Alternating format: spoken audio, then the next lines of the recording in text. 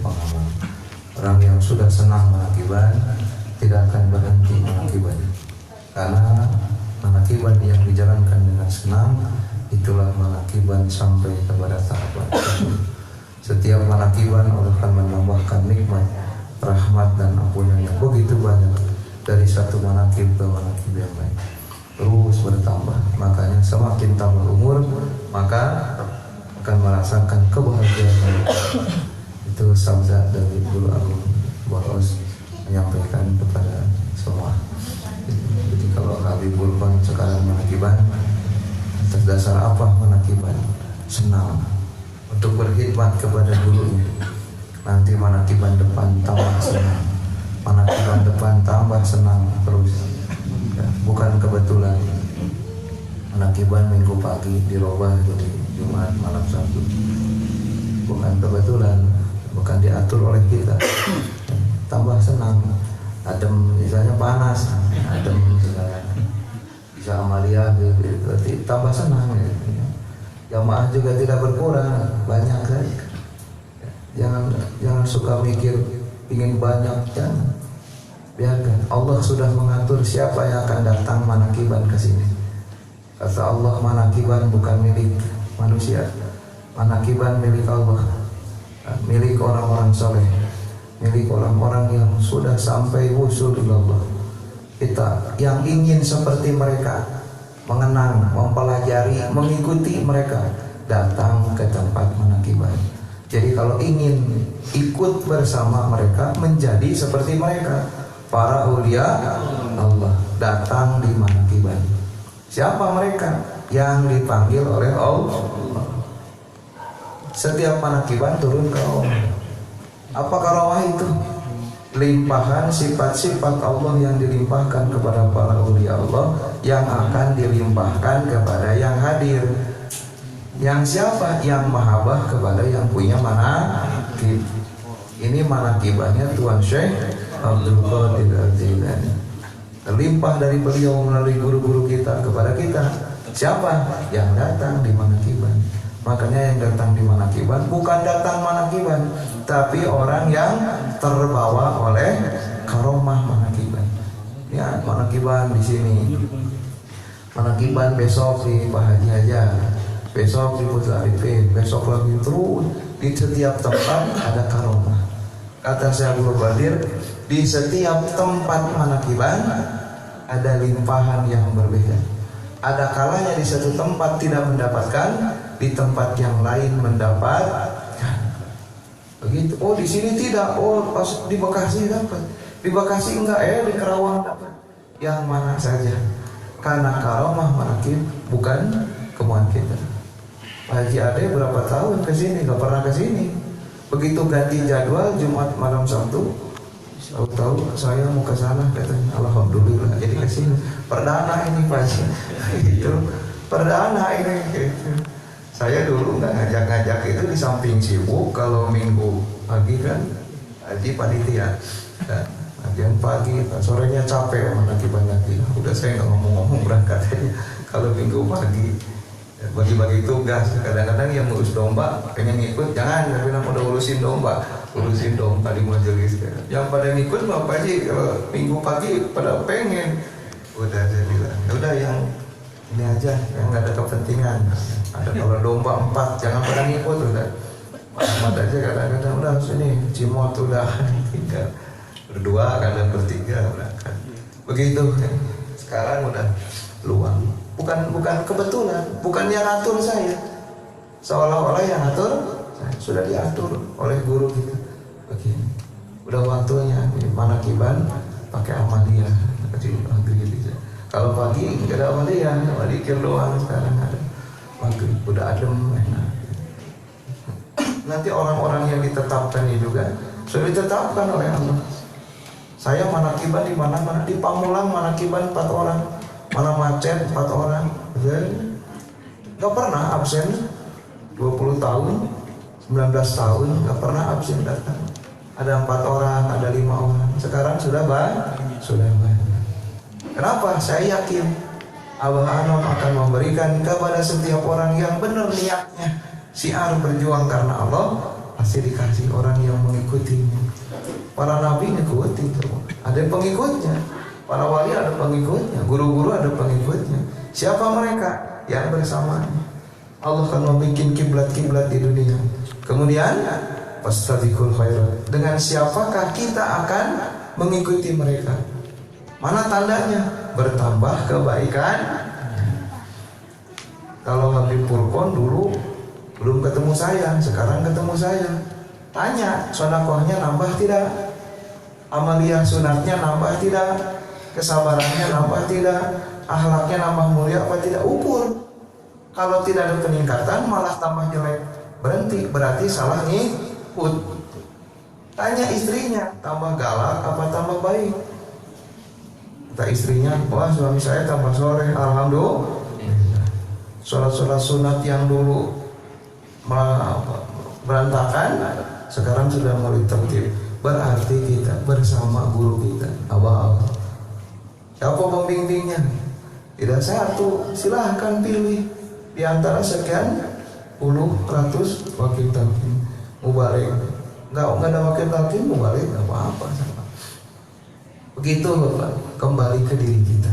Makanya segala perkara akan mendapatkan imbalan kembali kepada hati. Habib Purkon mau ngapain manakiban? Oh, khidmat ke guru. Syukur binikmat, sudah menjadi ikhwan. Dikasih rizkinya oleh Allah, ingin berbagi, maka yang didapatkan sesuai dengan niat. Mau talqin mau ngapain talqin itu? Talqin itu mau nyari ridho Allah. Mana nyari ridho Allah itu? Apa dipinta? Ya Allah, saya minta ridhomu.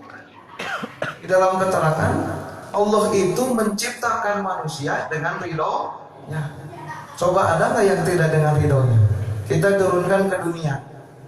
Dunianya sudah ada atau belum?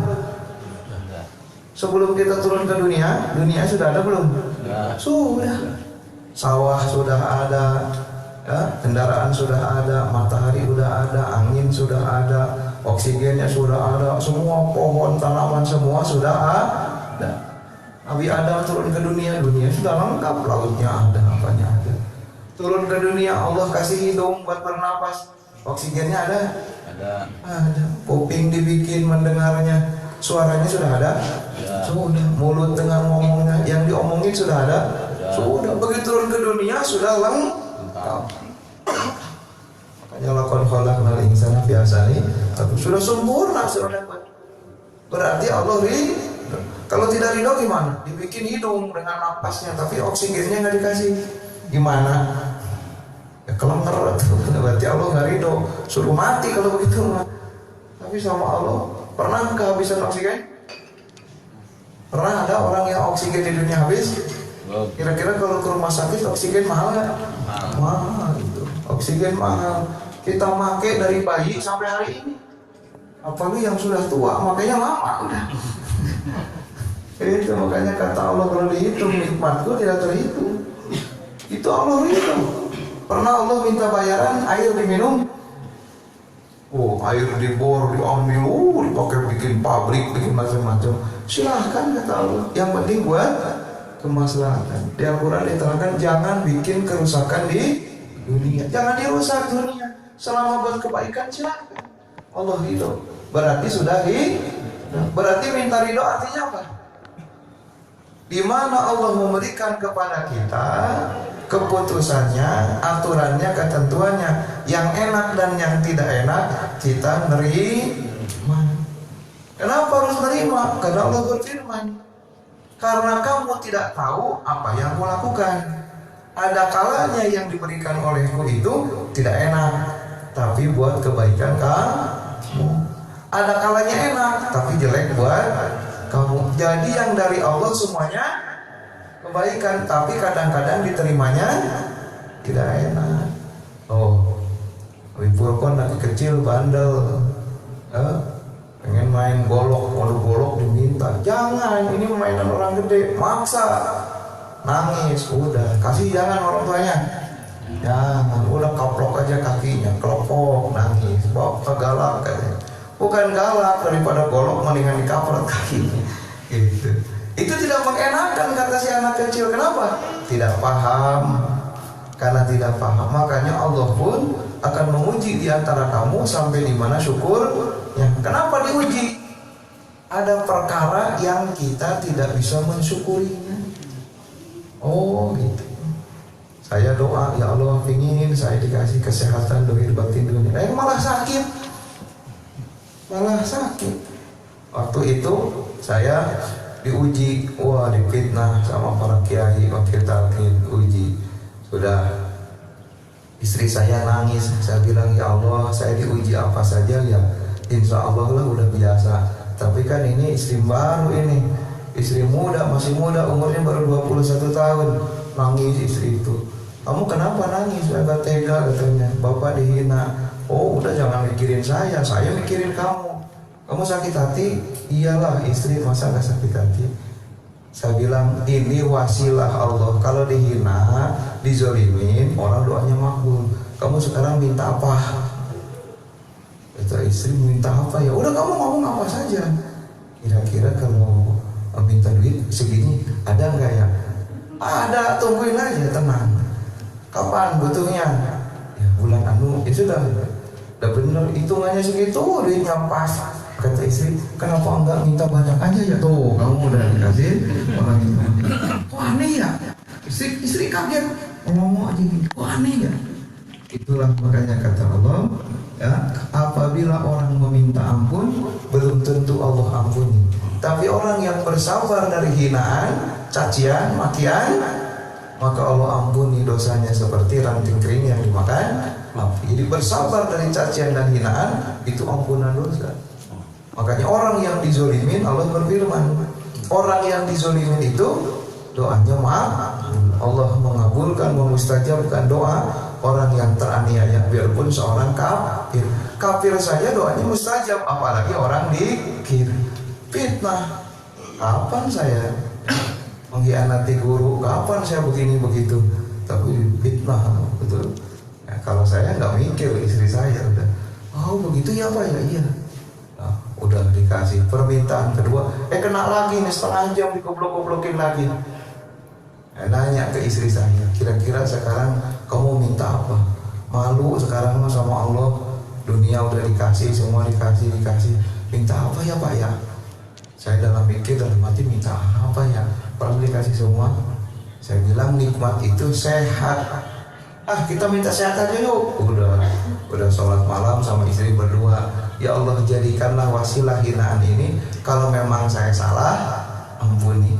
Tapi kalau saya benar hinaan ini datang sebagai fitnah, ya Allah ampuni orang yang memfitnahnya. Berikanlah saya kesehatan sekeluarga.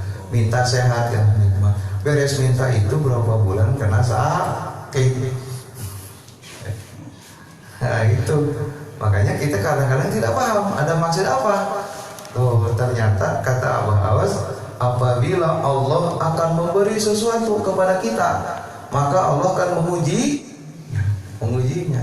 Kalau mau sehat sakit dulu. Makanya orang yang paling menderita di dunia, dia akan merasakan paling senang di akhirat. Makanya orang-orang kaya tidak akan merasakan nikmat surga sebelum dia berbagi kekayaannya dengan orang-orang miskin. Itu. Jadi jangan dianggap remeh orang susah. Kata Allah, siapa orang yang dalam penghidupan dunianya mencari ekonomi sulit luar biasa, nyari uang 50.000 aja berat, sampai anaknya tidak nemu makan, sampai keluarganya susah, gak punya rumah, gak punya apa, empat-empatan tiap hari, sulit nyari rezeki. Tapi dia tetap bersabar, yakin kepada janji Allah, tetap sholat, tetap yakin, tetap dzikir, terus biarpun sengsara. Kata Allah berfirman, kata Allah, aku tidak akan memberi penderitaan 2 kali. Cukuplah engkau menderita di dunia, dan kau akan mendapatkan dari penderitaanmu dan kesabaranmu itu kebahagiaan di akhirat. Maka orang-orang yang menderita ekonominya di dunia, dia mengatakan, ya Allah ini ada pahala apa gede banget, perasaan ibadah saya gak segede ini pahalanya. Kata Allah, inilah pahala kamu bersabar di dunia dengan penderitaan ekonomi. Jadi ada tulisannya. Tapi siapa orang yang tidak bersabar, maka dia mendapatkan siksa 2 kali. Sudah melarat masuk neraka. Di dunia orang maling wae kesel teu boga duit ngamuk, tidak punya duit ngamuk itu. Makanya dizalimin itu Allah menanyakan, kata Allah, siapa orang yang bersabar, maka Allah nanya, kamu minta apa? Jadi waktu kita difitnah, waktu kita menemukan penderitaan dunia, Allah selalu nanya, mau apa, mau apa. Sungguh kebahagiaan akhirat lebih baik daripada kamu. Makanya apabila Allah menjadikan hamba itu miskin dan dalam keadaan sakit, miskin atau sakit badan, muriang, apa segala penyakit, kanker, lalir, loba teuing penyakit gitu ya, penderitaan, maka Allah mengatakan, mau apa aku berikan. Ya, tapi akhirat itu lebih baik daripada dunia. Jadi Allah menyampaikan, walau nawarin mau apa, tapi Allah juga mengajarkan akhirat lebih baik. Jadi Allah memberikan akhirat itu. Seperti itu. Orang yang diberikan kekayaan, duitnya banyak, badannya sehat, wah udah senang. Kata Allah, aku tidak menawari mereka akhirat, tidak memberikan kesenangan, tidak. Antepin aja, udah kamu menikmati dunia, udah enak banget kamu, udah cakep, udah bersih, udah segala-galanya. Begitu ada orang miskin dalam susah, dia tolong, dia bantu, maka barulah ada nilai akhirat begitu. Maka orang-orang yang di surga dari golongan miskin dan orang yang berpenyakit, orang yang sering susah di dunia, maka orang-orang kaya tidak diberikan surga. Sebelum orang-orang miskin mengatakan kepada Tuhannya, ya Allah, aku waktu di dunia diberi si fulan, ya Allah, waktu di dunia aku ditolong si fulan. Maka dia nanya, mana sahabatku, mana orang yang suka menolong aku? Mana, kata Allah, si Anu bin Anu, panggil, maka dia mendapati surga bersamanya. Jadi surganya orang kaya dipanggil orang miskin. Itu ya, itulah contoh ya. Jadi, tapi yang paling utama hadis ini ada keterangannya. Orang yang pertama masuk surga para ulama. Jadi ulama duluan, masukin ulama. Kata ulama, mana orang miskin yang suka mendoakan aku, yang sering aku suruh kan? Gak mungkin orang kaya ambil suruh naik kelapa. Kepipul udah gendut naik kelapa bisa jatuh kan? Saya dihukum kan? Gak mungkin. Wah, ini ada nih Pak Mas Ridwana yang entengan badannya maul udah naik kelapa. Udah, gak mungkin. Orang kaya, Pak Haji Malik suruh naik kelapa gak bakal mau. Bos mah gak mungkin. Sudahlah, bagian yang lain. Begitu. Mana orang miskin yang sering kusuruh, orang miskin yang sering mendoakan aku, wasifulan panggil. Kata ulama, benar dia suka menolong kamu di dunia? Iya, masuk surga. Kata Allah, masukkan kamu ke surga berkahnya ulama. Kata ulama, saya dulu suka dibantu ekonomi, mobilnya dibeliin, bajunya dibeliin, makannya dibeliin, berasnya dibeliin, sehingga tidak pusing, anak sekolahnya bayarannya dibayarin, saya jadi nggak pusing.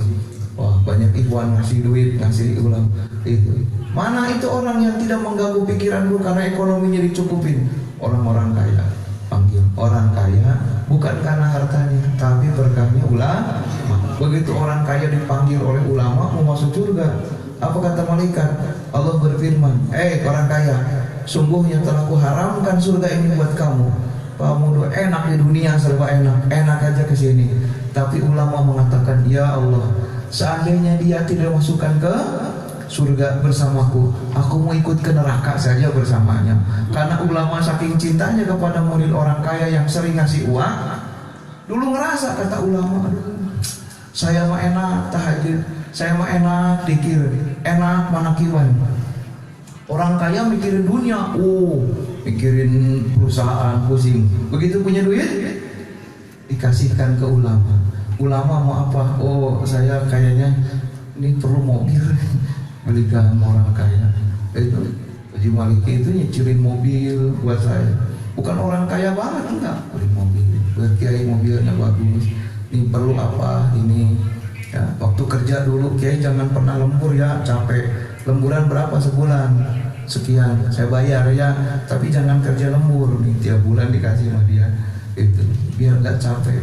kalau bisa sama kiai keluar kerja nanti saya gaji diberi itu berapa katanya, saya bayar tiap bulan gitu. Yang penting kiai jangan kerja, jangan capek. Itu sampai sekarang itu bukan memuji, bukan, ini penting ya, bukan memuji. Inilah kebaikan, maka balaslah kebaikan seseorang dengan kebaikan yang sama. Apabila kamu tidak mampu membalasnya, kata Rasul, pujilah namanya. Sesungguhnya apabila orang mukmin memuji orang mukmin, dia mewakili pujian Allah baginya. Jadi kalau guru memuji murid itu bukan dia. Oh, makanya kenapa kalau Abah Awas memuji saya suka saya sampaikan, karena bukan Abah Awas tapi lisan Allah. Jadi kalau orang dipuji sama saya kan tidak minta apa-apa, ikhlas dari hati memuji kebaikan orang.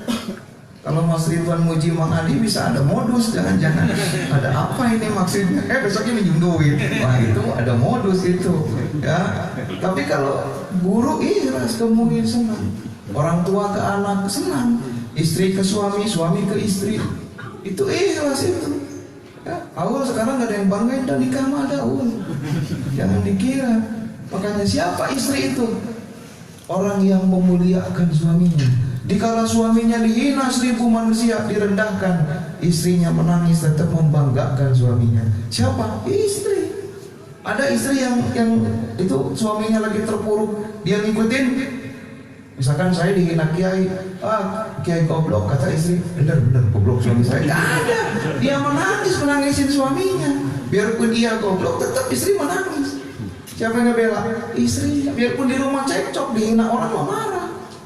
Makanya kata Rasul, kalau suami punya masalah besar, jangan suka ngomong ke istri. Kenapa? Suaminya sudah beres, sudah kelar, istrinya masih ngambek. Cobain dah.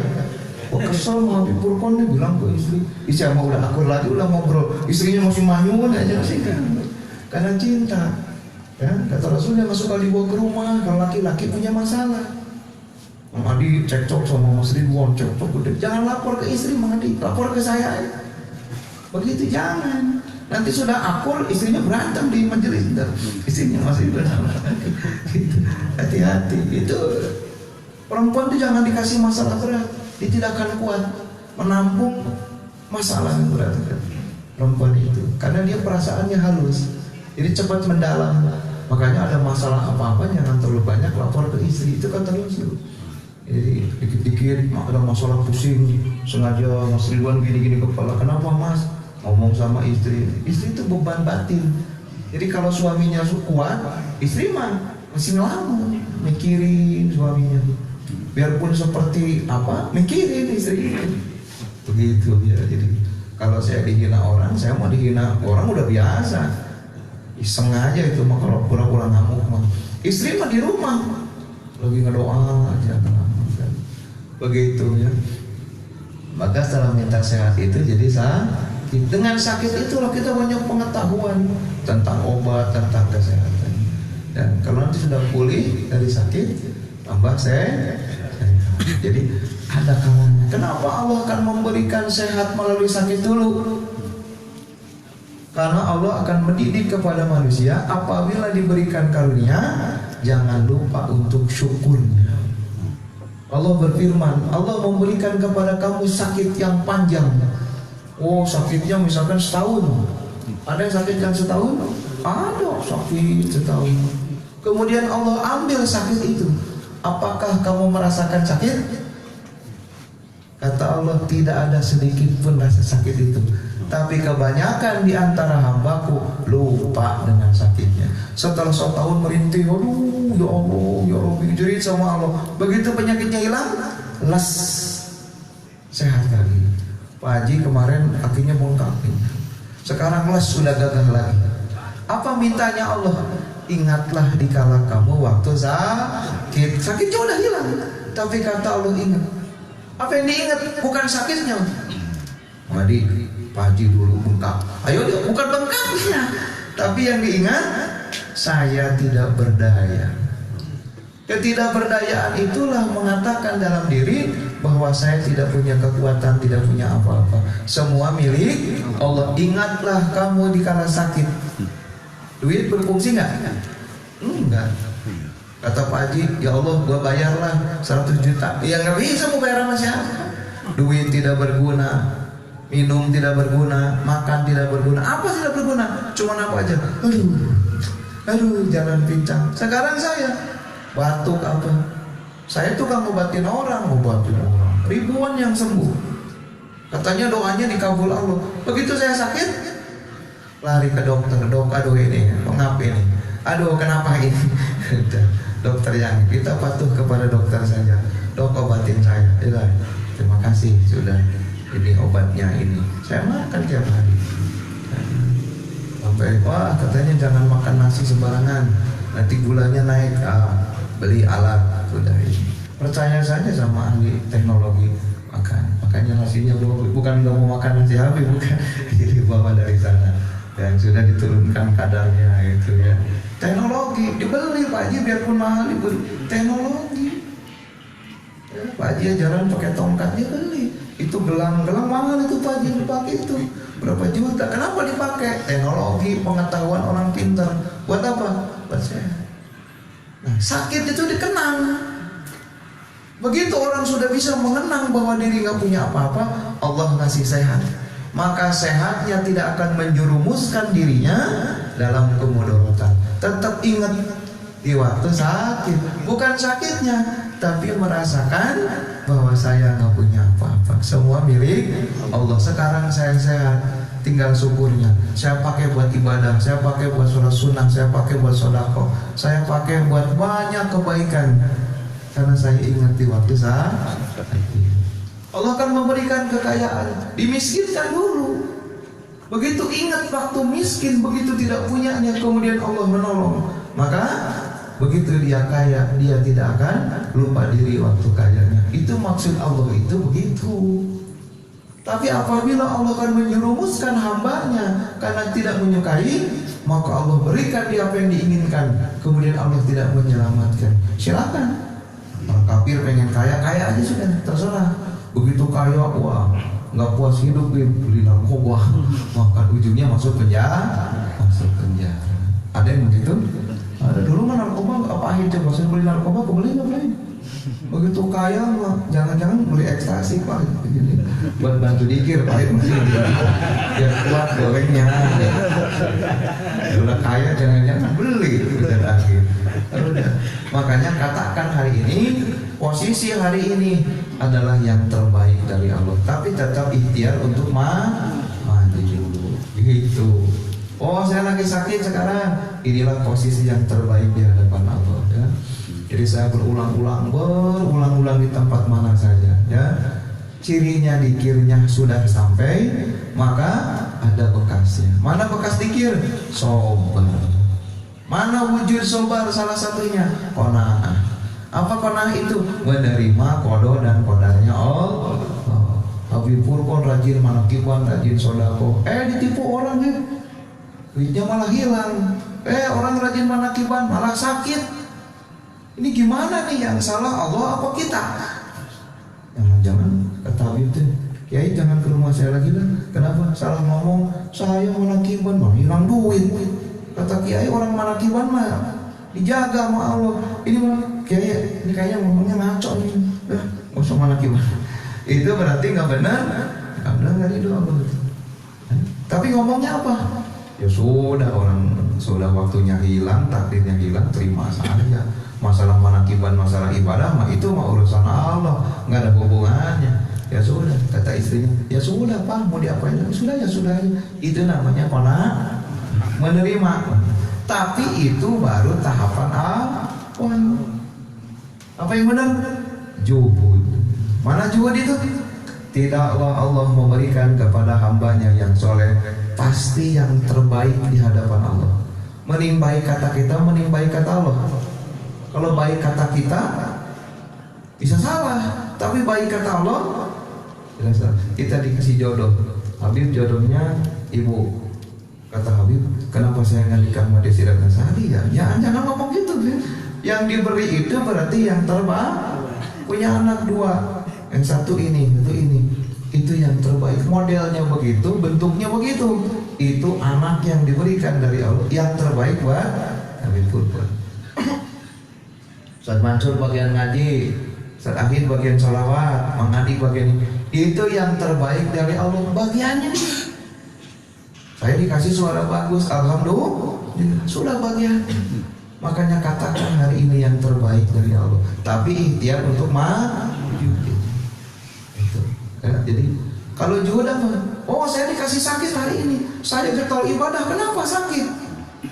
Oh, berarti sakit ini adalah yang terbaik dari Allah. Maka hari itu ada ucapan yang paling disukai oleh Allah. Apa ucapan itu? Ini disampaikan Abah Awas ke saya. Langsung telepon ini Abah ke saya. Siapa orang yang mendapatkan jalaliyah Allah, kekecewaan hidup, maka ucapkan di balik itu ada kebahagiaan yang sedang menunggu kita yang lebih besar yang belum pernah ada dalam kehidupan kita. Maka Allah hari itu ridho. Maka apa yang kamu pikirkan kepada Tuhanmu, kamu akan mendapatinya. Begitu orang juhud itu kekasih Allah. 2 rakaatnya udah tidak terlampaui ribuan rakaat orang biasa. Orang juhud itu kekasih Allah. Makanya kata Syekh Abdul Qadir, kalau belum juhud belum sampai imannya. Juhud itulah keutamaan. Saya sering manakiban, kebobolan Bib, maling. Habib jangan nyalahin manakiban, jangan nyalahin guru, jangan nyalahin dalil. Jangan begini, udah memang takdirnya. Itu baru qanaah. Senyum. Kata istrinya, Pak, kok bapak kebobolan malah senyum? Tidak akan ada yang diberikan Allah kepada orang yang beriman. Muridnya Syekh Abdul Qadir, pasti itu adalah kasih sayang Allah. Mungkin hari ini sakit hati mah, saya kehilangan duit, tapi di hadapan Allah itulah yang terbaik buat kita. Siapa orang yang dicuri, dizolimin, kemudian dia bersabar. Satu, Allah akan tolak musibahnya yang lebih besar. Kedua, Allah berikan dia di akhirat keutamaan. Allah akan pertemukan dengan orang yang menzolimi kita. Dulu Habib duitnya diambil, sampai mati gak minta maaf, itu pencuri. Kata Allah, apabila dia punya amal, amalnya diberikan kepada orang yang kehilangan. Apabila amalnya gak ada, dosa kita buatnya. Maka orang yang paling beruntung yang bersabar dari zolim.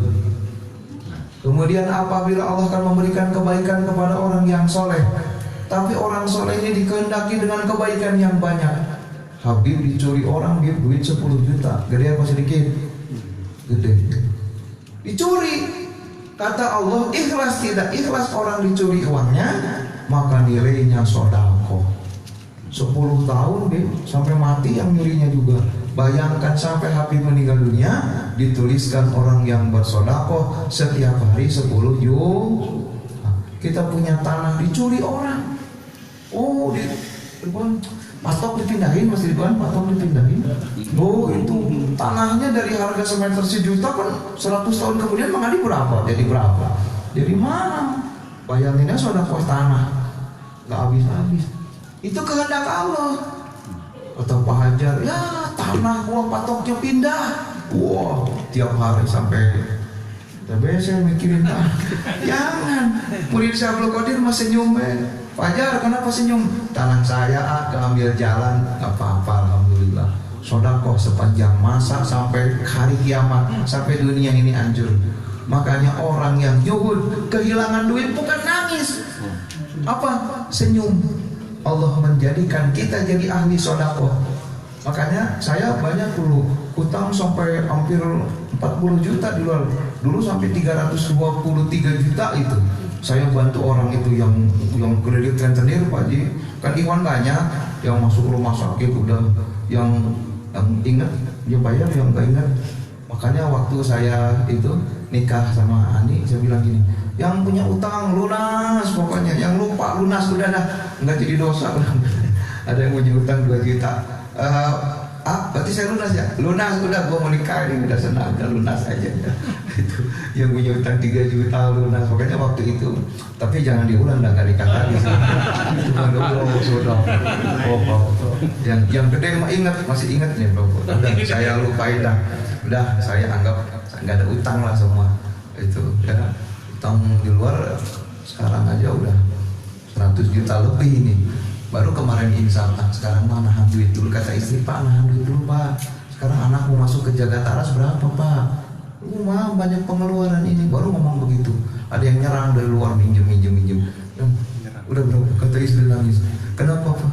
Udah 100 juta lagi hilang. Ya udah, nggak usah berpikiran, udah diem saja. Gitu. Kayak orang beliin kalung gitu paling buat berapa orang? Yang daftar berapa? 110. Kata dia, saya kan Iwan Kiai juga perlu kalung, ya aku beliin semua. 110 juta beli kalung, udah ada yang nyicil 10 bulan, udah biarin lah. Kata dia, saya perasaan ambil kalung ya udah biar belum? Udah, padahal belum tulis. Yang penting Iwan sehat. Siapa orang yang meminjamkan uang kemudian menangguhkannya sudah lupa, maka Allah tuliskan seperti bilangan utang, bilang utang, bayangin aja tiap bulan. Kalau segitu, wah, udah jadi ahli sodako. Kalau 100 juta tiap hari 100 gitu. Makanya kalau orang menghutangkan, saya suka lupa. Kenapa saya lupakan? Tapi tetap ingetin waktunya dia tempo 6 bulan, lupain. Kenapa? Karena saya tahu dipinjam uang atau dicuri itu nilainya sodako gitu. Ya, karena tahu ilmu ini bukan cerita, ini mah suka ada. Jangan ngaji sama Kiai Ali suka ngagul, bukan ngagul, contoh. Dan dicontohin Mang Adi belum ada cerita, dicontohin Aul belum ada cerita. Jadi yang ceritanya saya sudah. Ini cerita Juhud saja Ustaz Mansur gitu, bukan saya bangga diri. Kalau bangga diri mah mungkin dengernya juga Mang Adi gatel kuping kali. Enggak, ini kenyataan gitu. Udah begitu ya. Contoh lah ini mah ya. Enggak percaya juga enggak apa-apa. Tapi yang pakai kalung banyak yang belum bayar. Itu kan nyata. Tanya aja ke MNC belanja berapa. Sudah lah itu. Belum lunas banyak. Sudah lupa itu ya. Gantung di sini kan kalungnya ada. Mau bilang bohong ada di sini. Dipakai. Sudah gitu. Jadi saya sehat, saya ingin berbagi. Oh, saya pakai kalung ini sehat, ingin berbagi. Siapa yang nggak punya duit, saya beliin. Begitu ya. Jadi kalau kata Abah Awas, jadi mau balik jangan terima amplop saja, belajar ngamplopin. Makanya kalau jadi pemangku, belajar jadi pemangku, udah yang masak bagi, yang ini bagi. Alhamdulillah belajar ya. Jadi seperti itu ya. Jadi belajar. Jadi ada kalanya tadi, makanya belajar juhud. Kalau ibadah sudah sampai akhlak juhud, maka ibadah itulah ibadah yang murni. 2 rakaatnya itu tidak akan terimbangi ribuan rakaat. Jadi sampainya ibadah itu, kalau ibadah itu kelihatan akhlaknya, yaitu juhud. Nah ini maksudnya ridho. Kalau sudah juhud Allah ridho, itu yang disebut dengan minta ridho. Dikasih sakit senyum. Mas kok sakit senyum? Mau sehat liatin aja. Saya mau bukan sakit, ini mah kiparat dosa, saya banyak dosa, dihapus dosanya nanti jadi sehat. Senyum. Kenapa? Allah mendidik saya dulu biar sabar, biar ingat nikmat Allah, biar tahu kelemahan diri, jangan takabur, jangan sombong tentang punya ilmu. Dua orang sakit, ini berapa ribu yang sembuh? Giliran saya sendiri, kata anak saya, Bapak kan bisa ngobatin, batuk aja kok batuk terus ya. Kata mempan deh sendiri ya udah, udah gak manjur ilmu. Nah itu ya. Kenapa? Oh milik Allah. Oh saya nggak boleh takabur lagi, semua milik Allah. Saya kata orang sakti, buktinya sendiri nggak bisa apa-apa. Ke dokter lari minta tolong. Itulah menunjukkan terkenang di hati. Kata Allah sakitnya sudah hilang, tapi kenangannya tidak. Apa itu? Tidak punya apa-apa. Kata Abah Awas, tauhid yang tertinggi ahli la ilaha illallah, tidak punya apa-apa. Kalau orang sudah mengatakan tidak punya apa-apa, maka seluruh perbuatannya adalah milik Allah. Ustaz Mansur ngajarin ngaji, wah muridnya langsung top, ngajinya bagus. Kata Ustaz Mansur, siapa dulu yang ngajarin? Gugur udah. Cuma harusnya bagaimana? Saya mau nggak punya apa-apa. Hanya wasilah, kelihatannya saya yang ngajarin. Semua milik Allah. Pinternya oleh Allah, bisanya oleh Allah. Cuma diwasilahkan, dititipkan ke saya. Saya hanya wasilah, tidak punya apa-apa. Saya milik Allah. Itu orang dan ngaku. Begitu muridnya tidak berbakti, Emang gua yang ngajarin lu? Enak aja kira dapat MTQ minta duit. Katanya kamu juara MTQ ya? Iya, hadiahnya berapa? 10 juta. Saat Mansur lah senyum-senyum kebagian kayaknya nih. Muridnya songong, kagak ngasih. Gak ngasih. Karena Ustaz Mansur nggak ngaku, sakit hati nggak?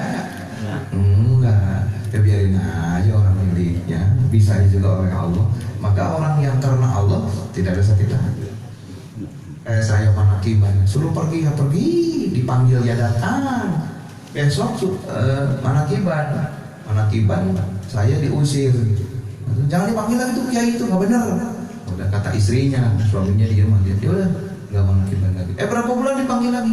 Tuh kiai panggil lagi, datang lagi.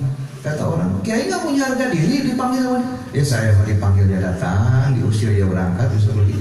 Kiai nggak punya sakit hati, biarin aja orang kehendak Allah semuanya. Datangnya nggak diaku, diusirnya kagak diaku, biarin aja. Kata, sering istri saya kesel lihat bapak apa, tidak sesuai pemikiran. Dihina, diam aja, nggak jelasin. Kita kan jelasin. Untuk Arifin katanya dermanya apa ke awal? Doain aja biar kita bisa derma. Padahal mau maksud ini nggak disebutin kan? Kalau orang kesel mau sebutin. Itu belum nerima kiparat kalau begitu. Mas Ridwan selingkuh, istrinya ngamuk. Mas Ridwan ngambek lagi, berarti belum nerima. Kalau orang nerima saya salah, saya selingkuh, istri marah-marah, ya sudah diam saja. Ya maafin saya, tempeleng sama istrinya. Ya saya minta maaf nggak apa-apa. Besoknya istrinya marah lagi. Bapak mau makan, enak aja makan, bilang enak lu selingkuh. Sekarang minta ke gua, sana keluar. Iya, maafin saya maafin. Kalau orang sudah ikhlas terima, istri juga sadar. Ada ikhwan yang selingkuh, istrinya ngamuk aja. Datang ke saya, akhirnya cekcok, mau cerai, saya bawa ke rumah. Saya bilang, kamu kenapa? Ini selingkuh nih, suami saya. Oh gitu. Lagian saya kan udah insaf, udah dikir, udah talkin sama kiai. Masih diungkit aja masalah selingkuh. Selingkuhnya kan tahun berapa? Masih diomong aja sampai sekarang, udah berapa tahun. Gitu istrinya, suaminya ngambek gitu. Saya udah talkin, gak bakal selingkuh lagi, udah punya guru, udah punya kiai, kata dia. Udah mah, saya tahu. Istrinya ngungkit aja begitu. Kan kesel suaminya. Mana? Saya bilang, istri bapak tidak akan berhenti sampai mati. Berarti saya cek terus dong. Iya. Tapi awas kalau cerai nggak boleh. Saya juga nggak mau cerai, udah punya anak katanya gitu. Bapak pengen berhenti mulut istri bapak? Iya. Kalau dia marah, bapak sabar. Bapak ingat dosa bapak. Begitu ya? Iya. Ya sudah saya coba besok. Kata istrinya. Istrinya cemberut aja gitu. Wow, datang lagi. Kenapa? Oh lagi ingat kamu selingkuh katanya gitu.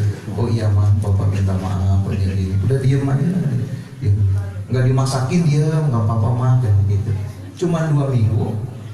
2 minggu datang sama istrinya dulu kan. Nggak pernah mungkin lagi sampai sekarang kan. Oh berarti gitu ya Kiai ya. Iya, lu enaknya aja gitu kan. Lo penyakitnya kagak mau. Megang api nggak mau melepuh ya salah sendiri dipegang. Oh begitu. Gitu. Nah, makanya harus nerima. Kalau kita sudah mengaku merasa dosa, dihina orang, ya harus ini membuat. Siapa yang paling jelek? Saya. Di Manakiban itu gaya. Siapa yang munafik? Saya. Siapa yang kedul ibadah? Saya. Ini lagu tawadu ini. Begitu diomong, aku aja orang dikira akhlak aku bener. Emang lu bener? Lu daripada gua? Bener bohong. Tawadunya di Manakiban doang. Jangan gaya, udah begitu gitu ya. Yang rawan tuh Ustaz Mansur ngajarin orang, hati-hati itu. Ustaz ngomong doang pinter, prakteknya kagak. Emang lu lebih baik? Oh jangan. Ustaz ngomong aja pinter, ngedalil, kelakuan tuh Ustaz kagak bener. Doain ya biar saya sesuai dengan ucapan saya. Mungkin saya banyak ucap tapi belum bisa prakteknya. Maafin, doain saya bisa lebih baik. Begitu ya, maafkan saya. Begitu. Berat itu mulut itu pengen itu dibalik-balikin. Dikir aja getol, kelakuan kagak bener. Iya, alhamdulillah. Kalau gua dikir gua bunuh lu. Dikir benar sudah itu. Gitu bikin sholat takut kebablasan. Begitu ya. Jadi belajar makanya kalau dikir ingin ningkat, oh saya mau ikhwan baru, nggak apa-apa ikhwan baru juga. Baru talqin udah juhud, keren. Lama belum juhud. Pengen ningkat dikirnya, pengen mantap. Ini saya ketemu kitabnya. Ya diterang, wah Kiai nerangin ke saya, alhamdulillah hadiah lebaran Idul Fitri ketemu Kiai menceritakan puncaknya zikir juhud gitu. Jadi zikir yang dibarengi juhud berarti udah kalau belum juhud belum, masih di pertengahan. Kata Syekh Abdul Qadir, orang yang paling senang orang yang sudah wusul ilallah. Kebahagiaan yang tidak bisa dilukiskan. Orang yang paling sengsara yang di pertengahan, juhud kagak, dosa nggak mau. Pendosa nggak mau, juhud nggak mau di tengah-tengah. Ya dikir mah kentut tapi nggak nyampe-nyampe. Mas dikir udah berapa tahun? 20 tahun. Udah punya apa? Gini-gini aja. Gini-gini aja nanti emang harus meningkat belajar juhud. Juhud begitu. Dikasih sakit, ini mau sehat dari Allah. Dagang kagak laku, lagi susah, ini mau senang, senyum. Apa yang diberikan oleh Allah tidak dibawakan hati, ini yang terbaik dari Allah. Tapi tetap ada pembaharuan, harus lebih baik. Ini mah enggak, duit dicuri orang, juhud deh. Emas disimpan di depan gitu. Tapi dicuri orang juhud mah juhud itu mah. Duit mah di dompet yang masukin gitu. Paham ya? Begitu gitu. Jadi orang sudah soleh, sudah baik, nyimpen dompet sudah teratur, rumah udah dikunci, udah digembok, udah apa, tetap kemalingan. Sudah soleh, tetap sakit. Berarti itu kebaikan dari Allah. Baru kita juhud, semua milik Allah. Habis mentang-mentang belajar juhud, rumah bukain, dompet simpen berantakan. Kata Ustaz Ahid tadi saya nggak niat maling deh, tapi lihat dompet tebal jadi pengen maling. Itu bukan juhud, begitu hilang kata Habib juhud, salah juhud itu mah, salah nerapin itu mah. Begitu ya. Jadi juhud itu orang yang sudah baik mendapatkan ujian Allah, berarti itu bukan keburukan tapi kebaikan yang diujikan oleh Allah kepada kita. Paham ya? Jangan salah penerapan ya. Kata Mas Ridwan, saya nge-grab nggak laku-laku nih, kesini nggak dapat penumpang, sini nggak dapat penumpang. Kata Kiai, juhud aja. Bukan juhud, mikir kenapa nih penumpang diomelin Mas Ridwan, ya mending laporin jadi kena skor. Kan udah perjanjian sama Gojek nggak boleh ngomelin penumpang, nenek-nenek diomelin Mas Ridwan, lapor ke Gojek. Itu pelajaran berharga dari Mas Ridwan, bener. Iya benar begitu. Mas Ridwan nanya, saya kenapa sering sial? Karena sering marah.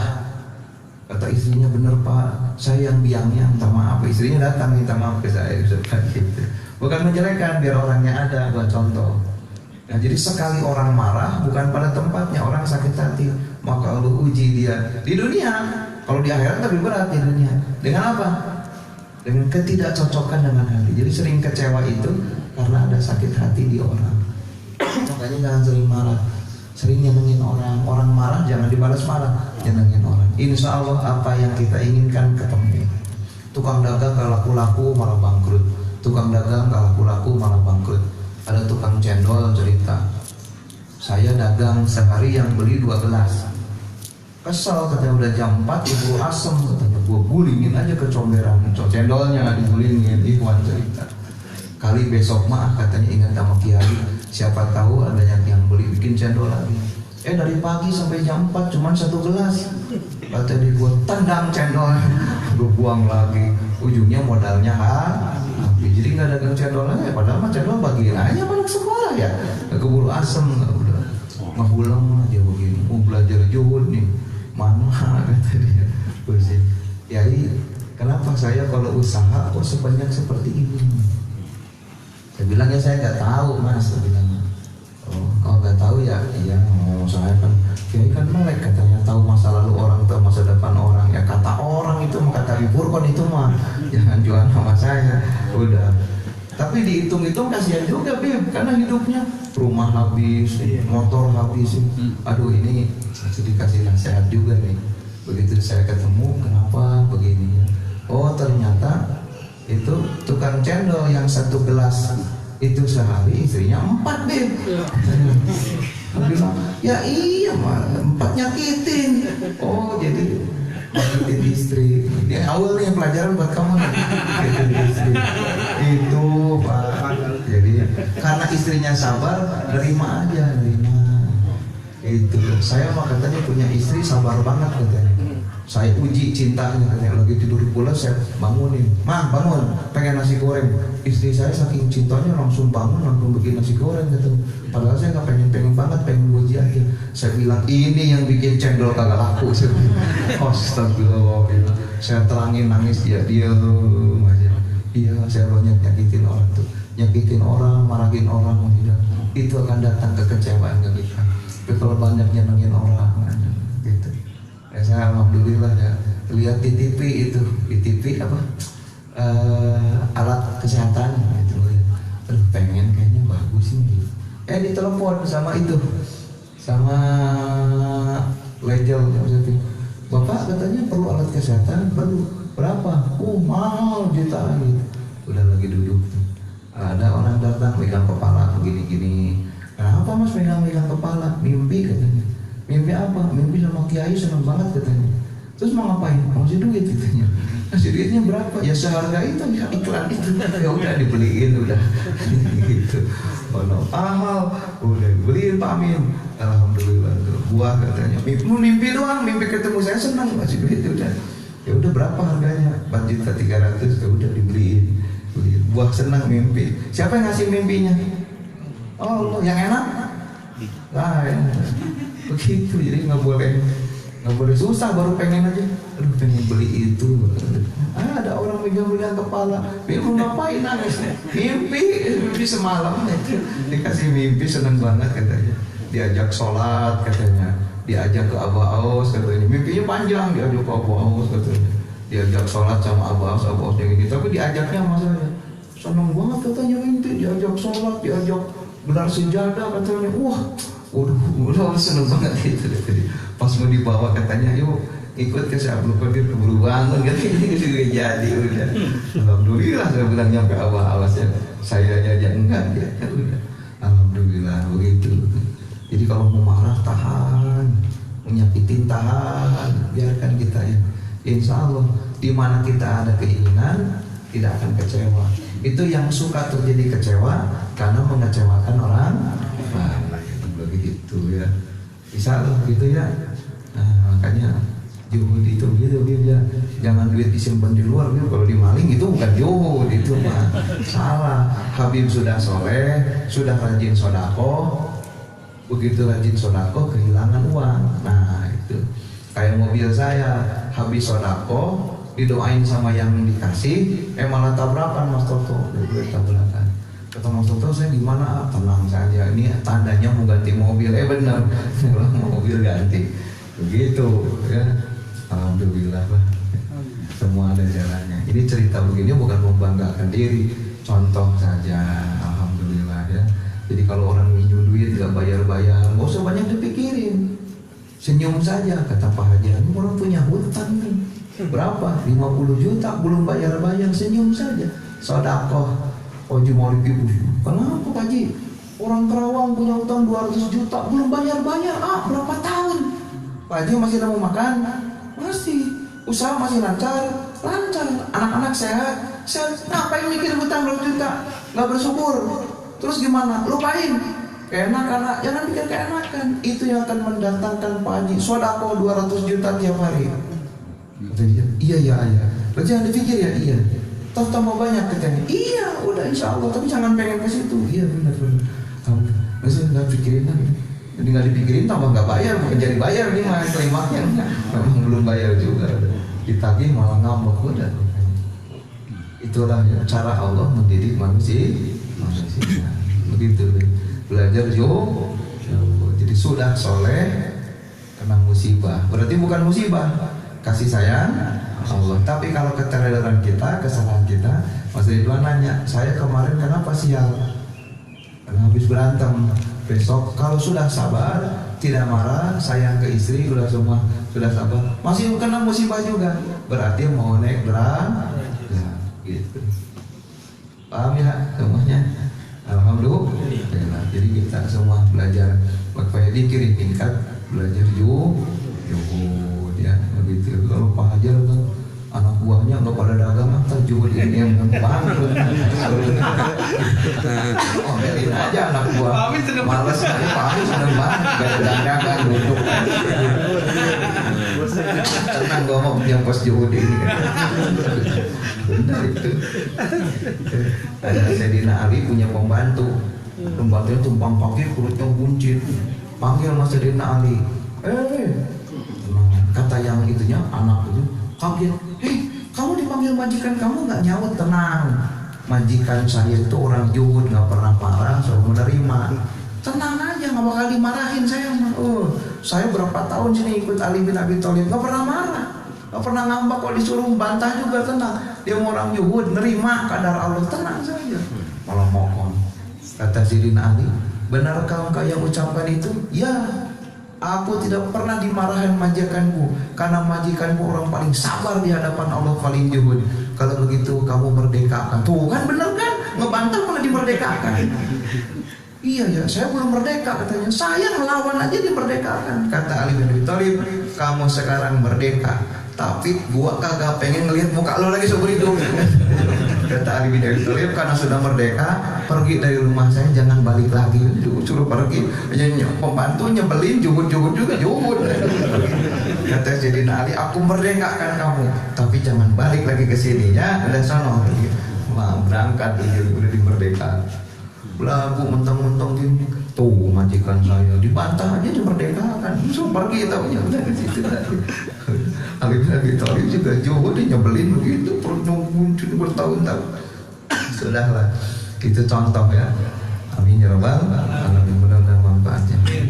Satu kata yang baik jadi ilmu, berkah untuk segala-galanya. Kayak perkataan yang buruk itu dari hawa nafsu, jangan didengar. Kalau ada saya salah ngomong, jangan didengar, jangan dilaporin. Sudah, salah masalah aja, namanya orang ngomong pasti ada salah. Mohon maaf dari kehilapan. Kalau ada kebaikan dari Allah dan Rasulnya, semoga bertambah imannya, bertambah saleh. Assalamualaikum warahmatullahi wabarakatuh. Allahumma sholli ala nabi Muhammad